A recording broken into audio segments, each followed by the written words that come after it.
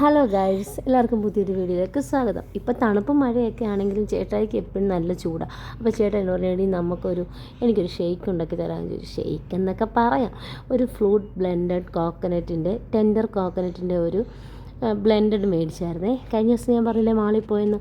അപ്പം ഞാൻ ഓർത്തു വൈകുന്നേരം ആകുമ്പോൾ ചേട്ടായിക്ക് ഒരു ഷേക്കൊക്കെ വെച്ച് കൊടുക്കാൻ ഓർത്തു. അപ്പോൾ അതെടുത്ത് അപ്പോൾ കുഞ്ഞിക്കത് കണ്ടപ്പോൾ ഭയങ്കര സന്തോഷമായി. അപ്പോൾ ഞാനത് ചെറിയ ചെറിയ പീസാക്കി